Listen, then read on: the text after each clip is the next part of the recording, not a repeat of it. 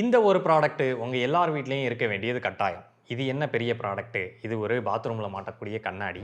உள்ள ஓப்பன் பண்ணி பார்த்தோம்னா, உள்ள அந்த திங்ஸ்லாம் வச்சுக்கலாம். ஷாம்பு பாட்டிலு, அப்புறமா பிரஷ்ஷு, அப்புறம் கீழ சோப்பு இந்த மாரி விஷயங்கள் வச்சுக்கலாம். இது ஒரு பெரிய ப்ராடக்ட்ன்னு எடுத்துட்டு வந்து நீயும் வீடியோ போடுற அப்படின்னு சொல்லி நெறைய பேர் கேட்கறதுக்கு வாய்ப்பு இருக்கு.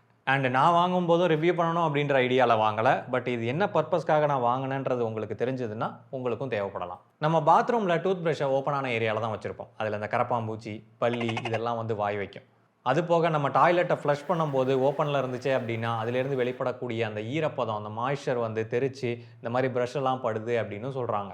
பட் நான் வாங்குனது முக்கியமா இந்த பல்லி தொல்லையினால தான். டூத் பிரஷ்ன்னு மட்டும் கிடையாது, எல்லா பொருட்கள்லயும் இது வந்து பயங்கரமா உலாவுது. அதனால இந்த மாரி பொருட்கள் எல்லாத்தையும் சேஃபா வைக்கணும் அப்படின்றதுக்காக தான் இந்த மாதிரியான ஒரு ப்ராடக்ட்ட வந்து வாங்குனேன். ஸோ இதில பார்த்தீங்கன்னா, உள்ளுக்கு அந்த கப்போர்டு மாதிரி குடுத்துருக்கிறதுனால, இது உள்ளேயே எல்லா திங்ஸையும் வச்சுக்கலாம். டூத் பிரஷ்ஷ வைக்கிறதுக்கும் இங்க வந்து ஏரியா குடுத்துருக்காங்க.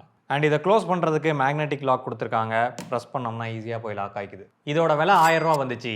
ஆஹா! அமோகமான ப்ராடக்ட் அப்படின்ற மாரிலாம் ஒண்ணும் கிடையாது. பின்னாடி வெறும் பிளாஸ்டிக் டப்பா அண்ட் வெறும் கண்ணாடி தான். பட் ஓகே தான் அந்த பிரைஸுக்கு. ஏன்னா இதோட குவாலிட்டி ஓரளவுக்கு நல்லா தான் இருக்கு. ஸோ இத விட உங்களுக்கு ரேட் கம்மியா கிடைச்சாலும் பெட்டர் தான். பட் இந்த ப்ராடக்ட்டோட லிங்க் வேணும்னு நினைச்சீங்கன்னா, சேனல் நேம் கீழ லிங்க் இருக்கும். செக் பண்ணி பாருங்க.